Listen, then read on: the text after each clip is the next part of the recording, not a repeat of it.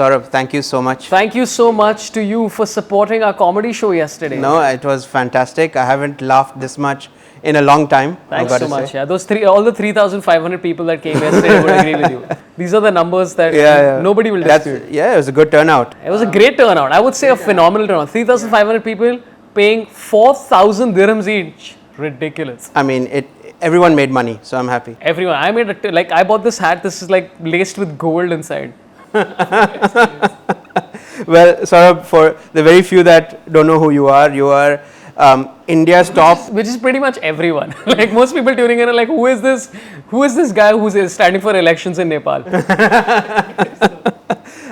But in quotation marks, you're India's top comedians because on your website it's in quotation marks and you've actually cited sources, which is cool.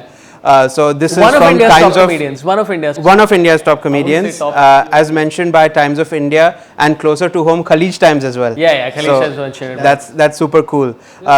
But you started your career as a writer for television. Yes. Indian like soap operas. I was actually writing for CNBC. Veer Das and me used to do a show on CNBC. Right. Which ran for about 2 years, which is a political news comedy.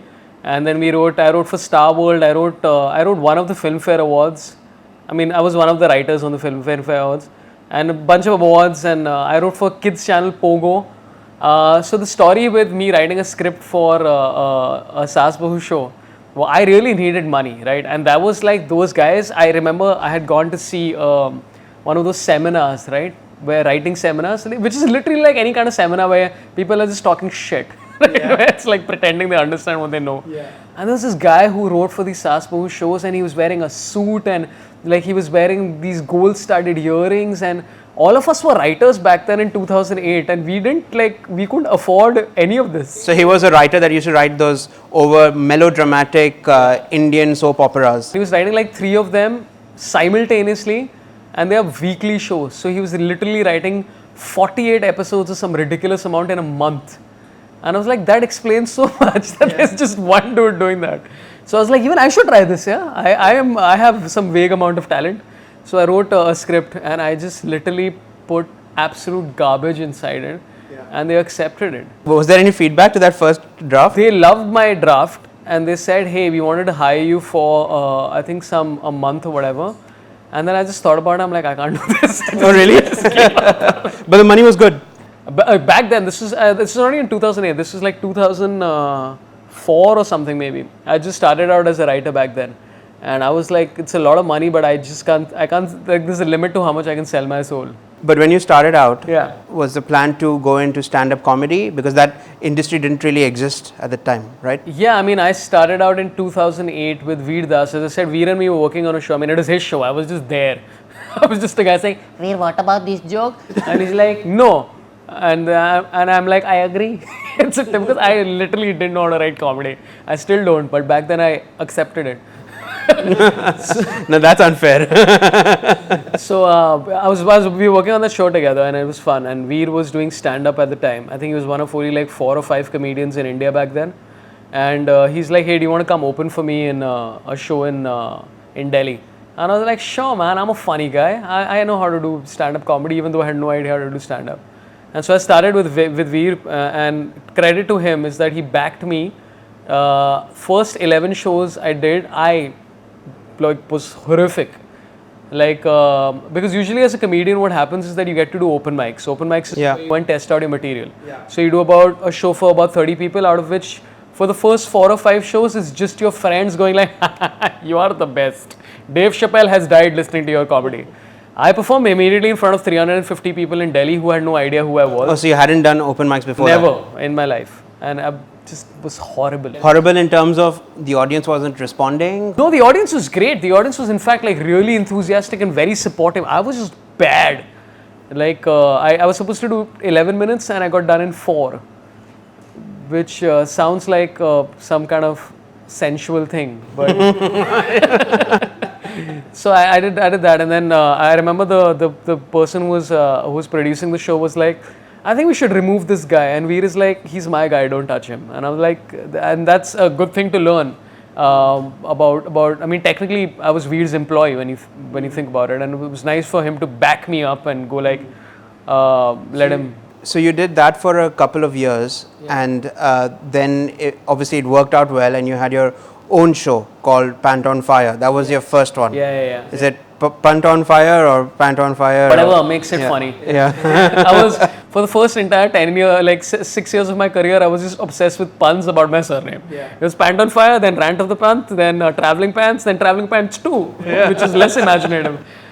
So no, I'd done about 2 years with Veer, and then I did Pant on Fire, which was like technically a stand-up special, even though it was not special from any angle. It was just me making jokes for like an hour about like Marwadis are like this and Gujaratis are like this, and it worked back then. I'm sure that worked really well. It worked really well. Yeah, I still do some of those jokes in my corporate sets because they're still clean and nice and good. So I do a lot of corporate shows, and in India specifically, those jokes they work really well. Have you ever had like actual Marwaris or Sindhis or whatever take offense? No, I don't think people. Well, I mean, the thing is that you saw the show yesterday. Yeah. I spent literally 20 minutes making fun of myself. Yeah. And after that, if you're offended with me making a joke about you, I'm like, you're just a stupid person. Because I've spent like literally 20 minutes being self-deprecating. So. Yeah. And I just I've had people get offended about other stuff. As I said yesterday, I've had people walk out of my shows everywhere. Because I'm talking about like multiple things like issues and blah blah blah, and some people are not comfortable with a lot of that. Is there a problem recovering from that if someone just like walked out of your show? I've started doing is, and in people who've come and paid money to see me rarely walk out, but when I'm doing a generic show, so I was doing a Lit Fest in Lucknow, and people were just there because it's free. Yeah. They're like, might as well. Some guy is there, we will go see him. And I had like. There's about, I think 500 people, and I think about 140 people walked out. What? Yeah. And so I turned it into a joke. First, like the first 15, I was like, why are you leaving? What did I do wrong? And then I just started maintaining a count. So the crowd caught on with that very quickly, because I would just be in the middle of the joke and somebody would walk out and I'd say 23. And they'd be like, what? And then former people would walk out and say 27. And they'd be like, oh, now we get it. But were they walking out because they were getting offended, or they were just walking out because it was a festival and they were just trying different things? I think it's a bit of both. And again, I don't blame people for walking out. I think it's entirely your prerogative to come for a show and not accept that this is not my zone.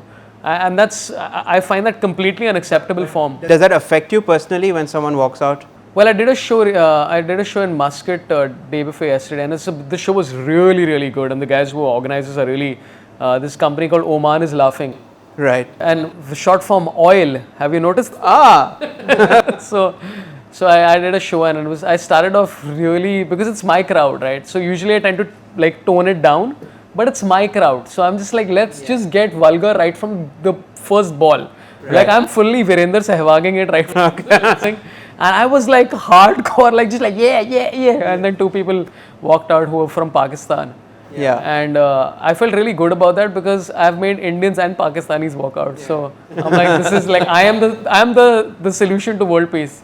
I offend everyone. But I think you posted pictures with them, right?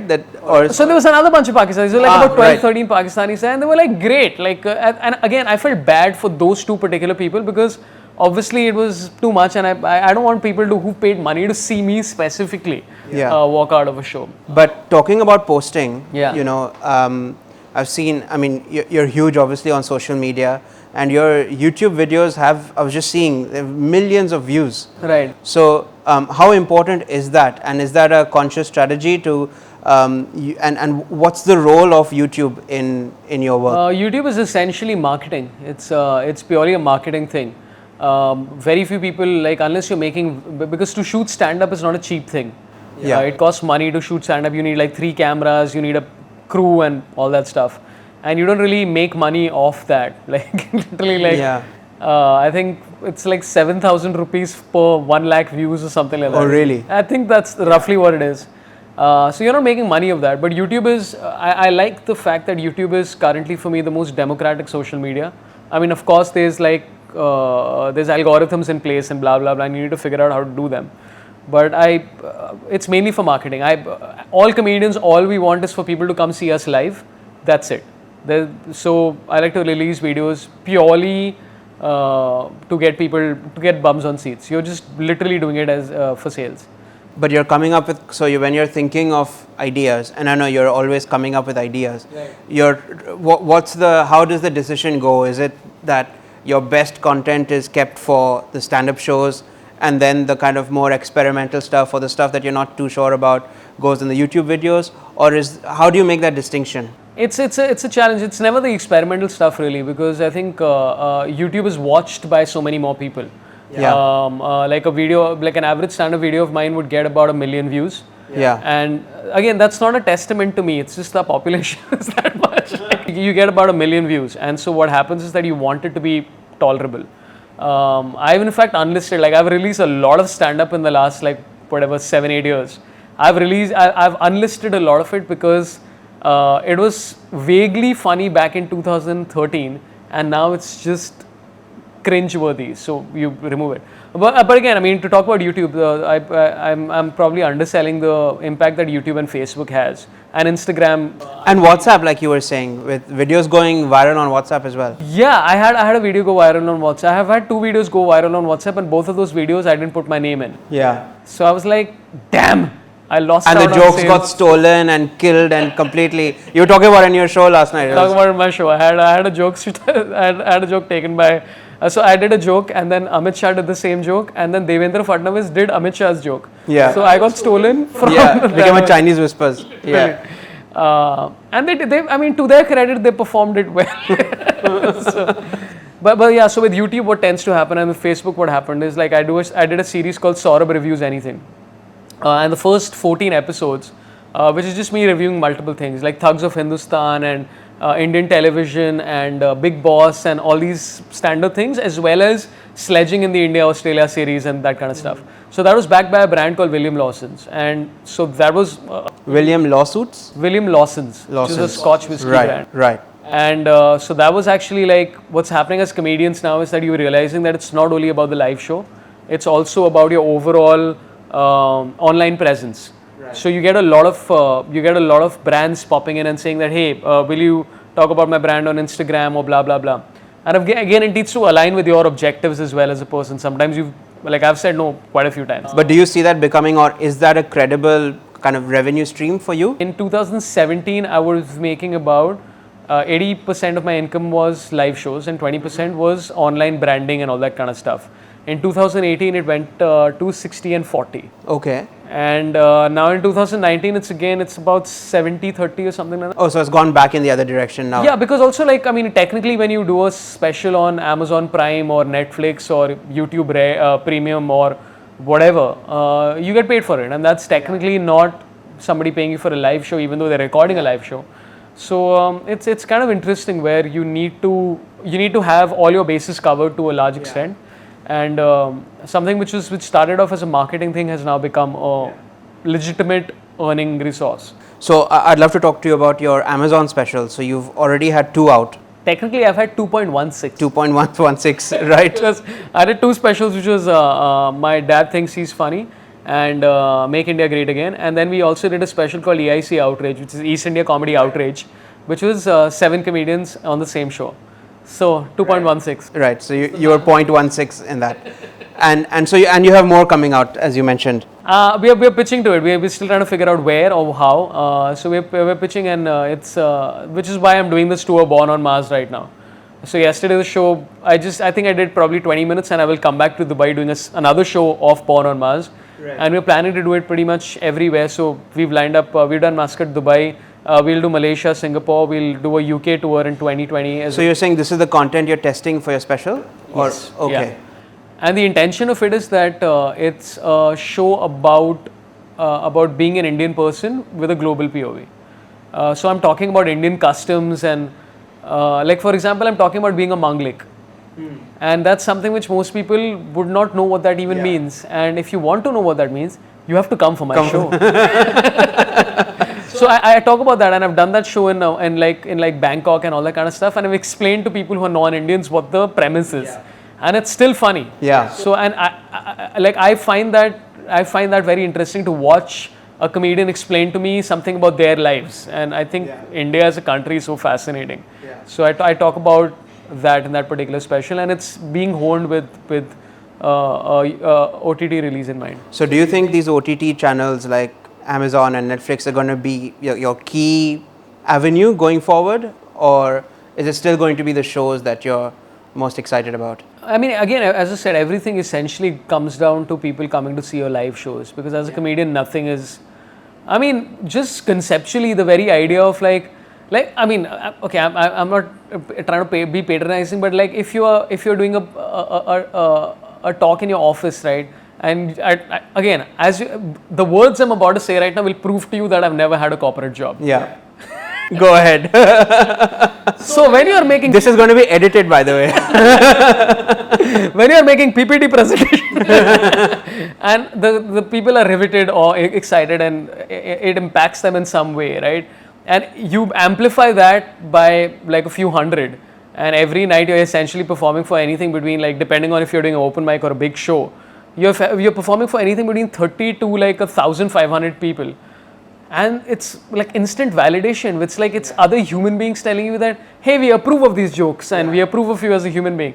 Of course, some of them walk out, but I'm saying the ones that. Well, so you said up to 5, your upper ceiling there was 1,500. That means last night was your biggest show, right? Oh my God. It was like, the biggest show I've ever performed is, and this is where you realize that your like context is so important. The biggest show I've ever performed for was I think 6,000 people. Wow. I was at an engineering college, and it was like just insane. After a point, you're like, I don't know what's funny anymore, because the laughs, it's a massive place, and the laugh is coming from the back and then rolling forward. And laughter is like contagious, right? So it's like just more laughter and more people laughing, and a bigger proportion of people laughing because there's so many people there. It's like, it's literally like a disease spreading, right? Yeah. And after a point, you just lose perspective in those kind of shows. And I was like, hey, 6,000 people I performed for. And I spoke to Rajesh Srivastav, who's I always thought he was like a really fantastic comedian. And I was just talking to him, and he's very casually telling me, he's like, हाँ मैं वो कुछ छोटा सा show कर रहा था, कुछ 18,000 लोग. Oh God. Wow. Like I'm not even close to this league of everything. So, yeah. As you're a comedian, do people expect you to be funny 24/7, and is that a kind of pressure that you have to carry around, or are you happy to like be yourself and not? I mean, you are a funny guy to be around in general, but Yeah. do you have that sense of responsibility of being funny wherever you are, whoever you're with? It's just become like a impulse thing right now, right? Where it's like just like, you know, when somebody's a boxer and somebody attacks you and you're like, Puk! Like that's like me with jokes. So you're just wired to be funny. Yeah, and friends of mine are like, dude, just stop, man. Enough with this stupid nonsense. And again, the thing about being a comedian, the like off stage and on stage also, is that for me, I love bad jokes way more than good jokes, because it's so much more fun to see people go like, why are you saying this to us? And that makes me so happy. Really? like one of my favorite jokes that I've been doing everywhere, and it's such a bad joke that it's good, is that what was Jackie Shaw's favorite movie, animated cartoon growing up? Scooby-Doo. Bidu? Oh God. Scooby-Doo. So I love this joke. It's so stupid. And it's like there are all these other jokes that I've thought of which are like, hey, I've thought about this. Like I've thought about like gay rights, and I've thought about section 498 and all these big things. And this is my favorite joke, because it's so stupid that nobody should be making this joke. And that's what makes it funny to me. And what I do in my shows is that I usually sell it as, like, I do 1.5 minutes. I'm not exaggerating any of this. 1.5 minutes of preamble to this, where I tell people you're about to hear the greatest joke of your entire lives. And people are like, wow, this is going to be amazing. And then I say this, and you just see their faces just go like, we hate you. And that's so funny to me. It's just like the jokes that make people angry. But you know, for like everyday civilians like us, you know, who want to kind of, you know, the comedy lingo. Who want to kind of, you know, improve their sense of humor, be funnier around their friends, and do you have any advice? I don't know, it's just like it's about being thick-skinned, right? Because throughout my college, I was like trying to be funny, and I still continue to be the same guy. But I'm trying to be funny, and people are just like cringing, and they're like, this is like you. And you're right now with the online thing, the way it is, you get instant feedback of people telling you, hey, we like XYZ about you. and which just makes you feel happy. And then you have people just saying we hate you and we wish you would die. So there's more unhappy feedback than happy feedback. No, that's not even close to true. There was a period in the middle where I used to get I got like 17 death threats last year for a joke that I was just innocuous, and you just reach a point where people are just, they're bored and they need publicity and they want to get angry about something because whatever. But you got death threats. Oh yeah. No, actually, so how, like, you receive them on your phone? One guy said, he's like, तेरा मैं sir काट के उसके साथ football खेलेगा. And I was like, that's imaginative. I got to give you credit for at least in it, like, and he's promoting sports in it. Yeah. Be like, football, and a non-cricket sport, But again, I mean, I do think that all these kind of people giving threats and online bullying is a massive issue.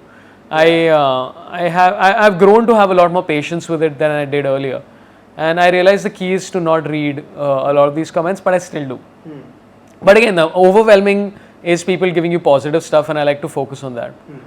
Like it's taken a long time as a comedian, because what your instinct is that if you're performing for a crowd of 400 people, and you see one person not having a quote unquote good time, and earlier what I would do is, hey, we're not laughing my jokes. And now I'm like, there are 399 other people laughing and they're having a good time. I don't want to focus on you. And also there's a point where everyone doesn't respond to every experience the same way. That person could still be like, hey, I'm enjoying myself, just leave me. And I'm like, that's absolutely. So your advice is just keep throwing these jokes out there. And even if it's not funny, be thick-skinned and annoy people into laughter. Annoy people into laughter, right. After a point, they're like, okay, we laugh. Can you shut up? And then you do more jokes. Just annoy them. It's a submission. You just like, here's the joke, and they're like, we don't like it. Another joke, you don't like it. And then eventually they will just to stop you. Right.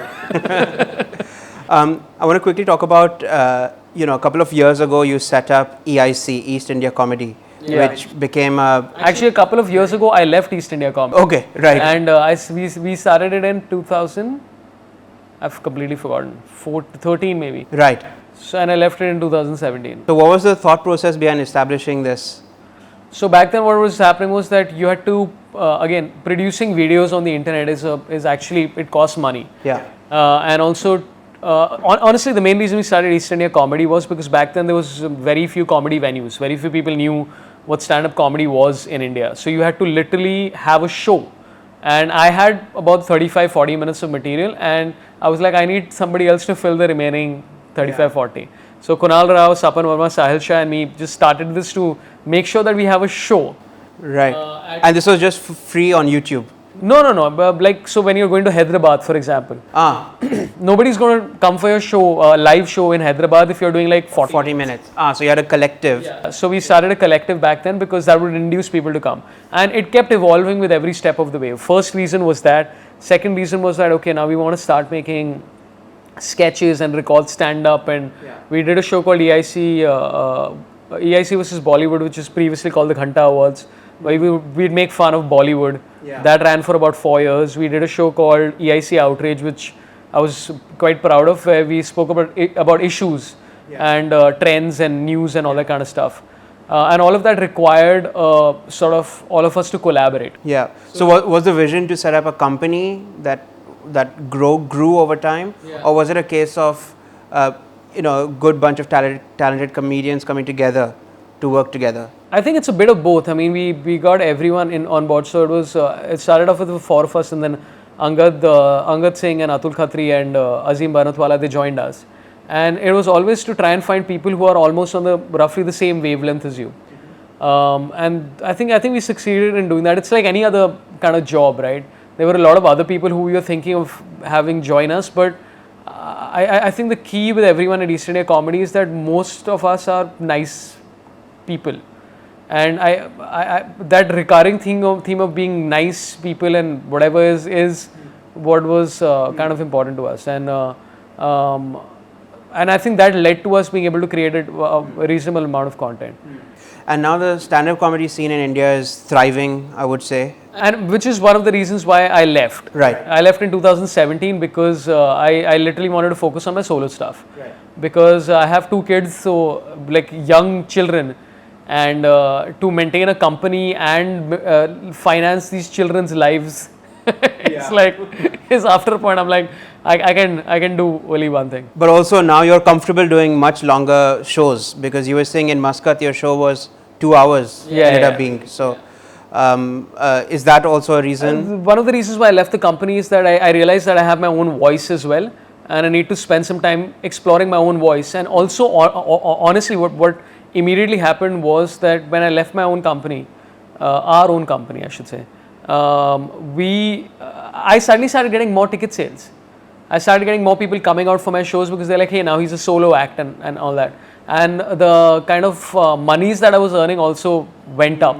Like the first year was about 20% more, second year was about 30% more, and now it's like roughly around. And so all that stuff helped because the stand-up comedy scene grew. And initially there was a market demand for having the comedy collective, because it was hard to produce content. Now the concept of a comedy collective, it's not gone, but it's not as relevant as it was before. All the videos that go viral currently are of individual stand-up comedians. And I just wanted to be ahead of that particular curve. I wasn't, but I wanted to be. So yeah, it is doing well, and now it's also, I think, it's plateauing a bit as well. So, yeah. So where do you see, I mean, the stand-up comedy scene and your career going 5 years, 10 years? I mean, do you want to keep doing what you're doing, and I'm sure you love it, or do you see your role evolving over time? Well, it's like any other industry, right, where you will have changes and you just have to be awake to realize that these changes are happening. And I think one of the positive things with the evolution of comedy in India right now is that we are getting way more and more regional comedians, and that's amazing. And regional markets opening up for... Yeah, like, so I had friends of mine who started doing Marathi shows in Maharashtra, and just because nobody's done that, a Marathi stand-up comedy show, they immediately got support from Maharashtrians, and that's a great thing. The same is happening. There's a company called Evam which started a lot of comedy in Chennai and Tamil Nadu and the South Belt, as well as Singapore and other places where a lot of South Indians are. And they effectively steamrolled that entire market into realizing that, hey, Tamil comedy exists. So in fact, right now in India, if I do a show in Gujarat, my opening act, 2 of them will just be doing Gujarati. And roughly the same in Chennai, where it's just going to be guys doing Tamil punchlines, which I don't understand. Yeah. But it's great. I mean, and I think from what I understand, I think Comicstan, which is coming out in Tamil. And I'm assuming there's going to be variants of that in different languages as well. Yeah. And I think that's when the more you do, because the first step is that you have comedy in that particular language. The next step is that you have political and issue-based discussions or societal discussions in that language about whatever the hell. And I think that's when the path of some positive change actually does come about, as opposed to what's being fed to us by the media, which again has the advantage of the online world is, and online and stand-up is that it's a democratic federation which is self-produced. And that's amazing, because then you have a Gujarati comedian talking about Gujarat politics, for example, or even talking about women's rights or whatever. I mean, whatever is important to that person.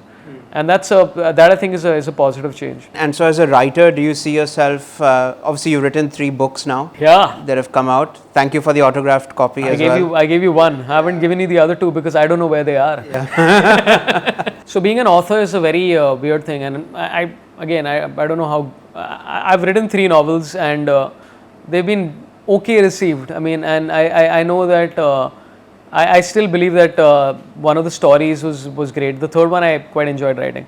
And I had stopped even attempting or thinking about writing another novel because it's a lot of work. Yeah. It's genuinely a lot of work, and also you really don't make much money of it, if any. Like, it's literally like not worth discussing. So I had given up the idea, because after a point you still need to have, like, it needs to make some money. Yeah. Like, you can't just like, I'm going to eat white bread and water for the rest of my life, right? So I had given up the idea of writing a fourth novel, but because of again OTT platforms, what's happening is now is that novels are being commissioned, and that's when By OTT platforms? yeah. Like Bard of Blood was based on this thing. Sacred Games, obviously we know. Leela, whatever the So they're being optioned for films or TV series.